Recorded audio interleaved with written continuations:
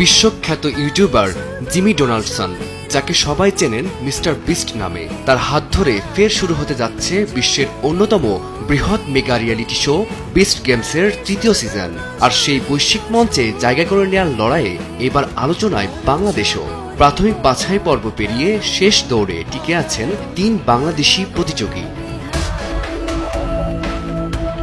Beast গেমসে প্রাথমিক বাছাইয়ে টিকে থাকা 3 বাংলাদেশের মধ্যে রয়েছেন ঢাকা বিশ্ববিদ্যালয়ের ফিনান্স বিভাগের শিক্ষার্থী কাজী মোবারক হোসেন, বিভাগীয় ভলিবল খেলোয়াড় ও আন্তর্জাতিক বায়োলজি অলিম্পিয়াডে ব্রোঞ্জ জয়ী হামিম রহমান এবং কাতার বিশ্ববিদ্যালয়ের গবেষক রাজশাহীর মেয়ে মানসুরা নাজনীন। গেমসের নিয়ম অনুযায়ী মূল পর্বে জায়গা করে নেওয়ার টিকিট মিলবে কেবল একজনের, যিনি লড়বেন প্রায় $50 লাখ পুরস্কারের জন্য, বাংলাদেশি মুদ্রায় যা 60 কোটিরও বেশি।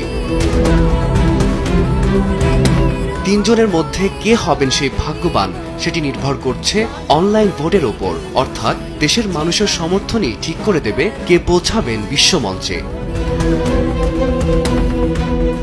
ইতোমধ্যেই বিস্ট গেমস ঘিরে বিশ্বজুড়ে তৈরি হয়েছে ব্যাপক আগ্রহ। এবারের আসর হবে আরও বড়, আরও বিস্তৃত। বিভিন্ন দেশে ধাপে ধাপে চলবে এর দৃশ্য ধারণ। এই মঞ্চে বাংলাদেশের প্রতিনিধিত্ব নিশ্চিত হলে তা নিঃসন্দেহে তরুণ প্রজন্মের জন্য হয়ে উঠবে অনুপ্রেরণার এক নতুন দিগন্ত। এখন অপেক্ষা দেশবাসীর ভোটে কে হচ্ছেন সেই ভাগ্যবান প্রতিনিধি, যিনি বিশ্বমঞ্চে নিয়ে যাবেন বাংলাদেশের পতাকা। ফারদিন মাঝার, সময় সংবাদ, ঢাকা।